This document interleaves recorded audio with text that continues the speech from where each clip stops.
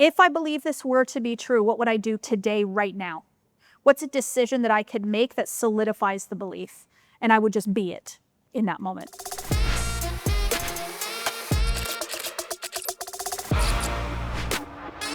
Manifested, baby. Oh, I'm so proud of you.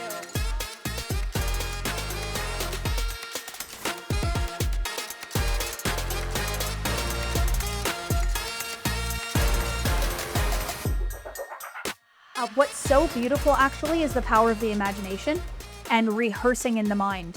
And so when I first started in this work, my entire business and everything was on Zoom. So I was never in person in front of everyone. I was a head on a screen from like chest up. And then when I started going out and doing things, I actually had a TV show booking, was one of the first things that I had. I think it was like breakfast television or something. And immediately I was like, oh God, they're gonna see my whole body. Like I'll be sitting on a couch. It's not just gonna be like my head. And then it's like, and Zoom has a filter. There's gonna be no filter. And then people are actually gonna be in the room and seeing me and the camera's on. So I visualized. I actually asked myself, what is the best belief for me to have? And I actually wrote down that I'm like a very, very calm, relaxed speaker who, I think I said something along the lines with like confidence and ease, with no nerves too, right? Like just relax, like it's my natural state to be on a mic. I'm very well practiced. And so I practiced that in my mind. I visualized it over and over again, and not a lot, probably 3 times, and just let it be true. And so then when the body starts to like feel a little bit of nervousness or something, I'll be like, oh, I'm growing right now. This is great. And that's it. But if you notice it and then to make a story about it, like I'm scared, I'm afraid, I'm nervous, I'm shaking, people are looking, people are watching, it makes it worse. When I did the interview with Jason Derulo for his podcast, it was very formal, so many cameras. We were in his house and he comes down and we sit down and I noticed that my mouth was a little bit dry. And I was like, oh, my mouth's a little bit dry. Like maybe I needed some water or something.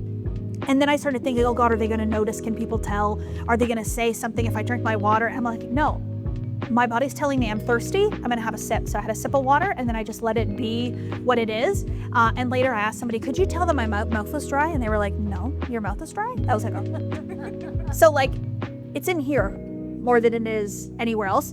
And then people will ask me, you know, do you take courses on how to speak or like, I'm like, no, it was actually an idea in the mind that I rehearsed in the imagination, and now it just comes out effortless. But I used to take zeros on speaking in front of class because I was so scared and I would go all bright red and all that. Now I love it. Like I just love having the mic, being on the mic, being in front of people.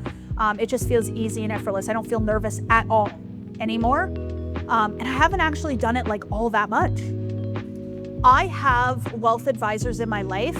But what is most important to me now is that I have a wealth advisor that understands wealth consciousness and prosperity from a different lens. Because I think a lot of the teachings that we learn about wealth comes from a very limited space, and it comes from ideas and understandings of lack of wealth instead of abundance of wealth, right? And what I've learned now, having a lot of very, very wealthy friends, is that a lot of the beliefs that I had, they don't live by those anymore. Like, for example, that debt is bad and wrong. It's not. It's actually like an amazing thing. It's access to abundance in a nutshell. But I think the most important thing is to keep the wealth advice related to wealth creation and growth and strategies separate from consciousness, if that makes sense. Because consciousness are the ideas, the patterns, and the programs that we have in our mind. It's what we feel about money and how money has to do with our worth and all of that. And so when we're going into strategy around money, if you believe money is effortless and it's easy and it's abundant and you love it and you're in a great energy around it and you want to make more of it, your wealth strategies that you're going to provide are going to come from a completely different mindset than a poverty or prosperity consciousness. And the other thing that I always talk about is I put this on my story actually recently. I don't make decisions based on how much money I have. I make decisions based on how much money I want.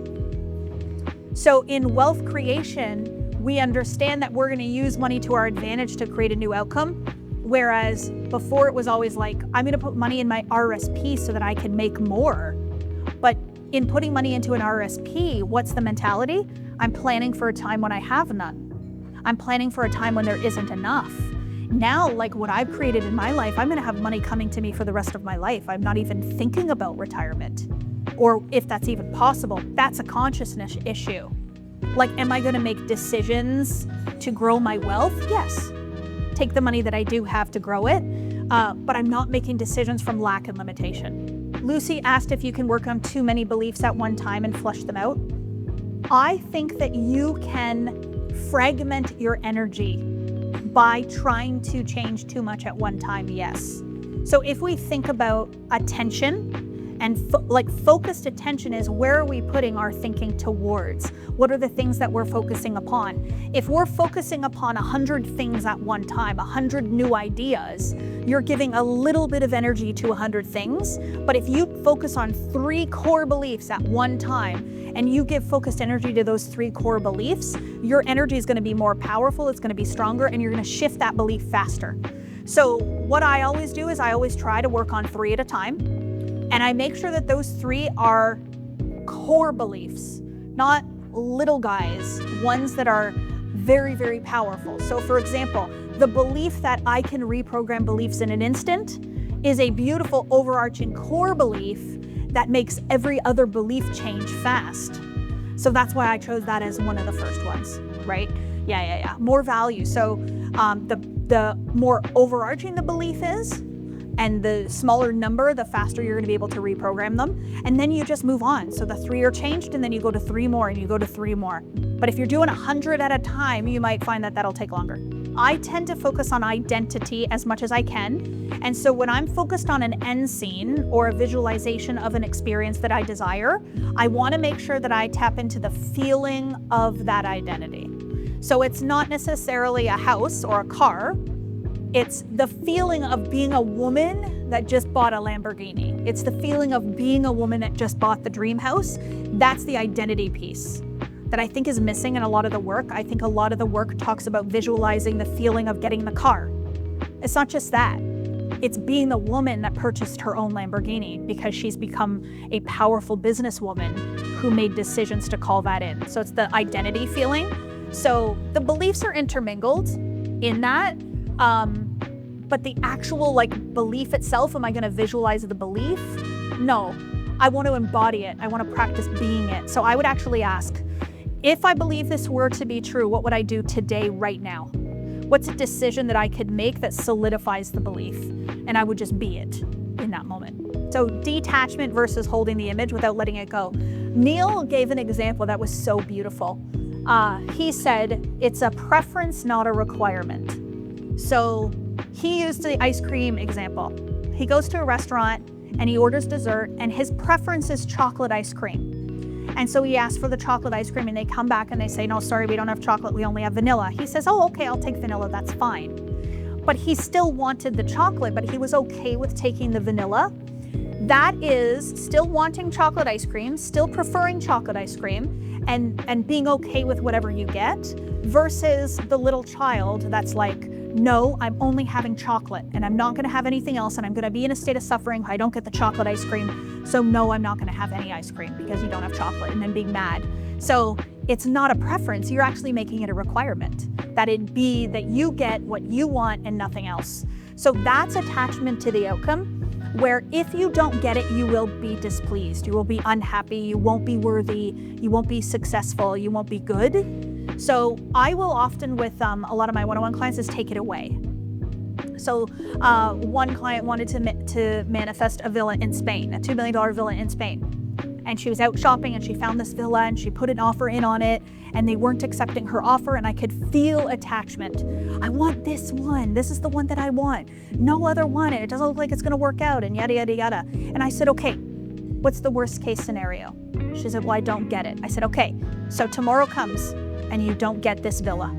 What's wrong with that? What's the problem? And she's like, nothing. I said, will another villa come? She's like, oh, of course it will. And I said, there you go. So she just surrendered. She said, okay, I'm fine, universe, with whatever happens here. It's this or something better. And then she ended up with the villa. But the deal wouldn't close until she had to release the attachment to it. So I want for things absolutely all the time, but I don't need them. I want you, but I don't need you energy is key to staying out of the attached state, but still wanting it. But notice when you let the want go. That's not what we're doing. So I'm not going to be like, oh, this isn't working out. I guess it wasn't meant to be. No. I guess it's meant to be better. I guess it's meant to be in a different way. Not, I guess it's not meant to be. Because then you're giving up on it. You're letting it go. Because I was at the height of my business. I had all of the success and money coming. It was coming at me so fast. And then I get sick and I end up in a bed and I had to surrender. And I know that the universe did that because I needed to grow. I needed to go deeper within myself. I needed to allow the repressed grief to move through. I needed to heal and I needed that time. So I did the work. I did the growth and came back out of it and went past the upper limit. So you're just experiencing that stretch where you're like, okay, are we going to stretch? And so this is where the nervous system wants to hear we're safe, we're secure, we're open to receive more, everything's working out in our favor. And then now would be the time to do a rise in consciousness. So do some identity work, reprogram some limiting beliefs, call out, find three limiting beliefs that you know right now are coming up and reprogram them. And then you'll move past. Don't contract back. Yeah. Continue to expand. So, and it's even the way that you talk to yourself. So I'm always like, no, I am open to receive. I'm open to expansion. I am here for more to come to me. This is good. And just let yourself, even opening up your body will show. Stand taller. And it tells the nervous system to calm and to settle. Because the contraction is the get small, the hide. If you have enjoyed this content, I would absolutely love for you to like, to subscribe, to comment, and to share this content with someone in your life that you think would benefit. And I hope you know that the limit does not exist. And if you do so, in love only, your life will be powerful beyond a measure.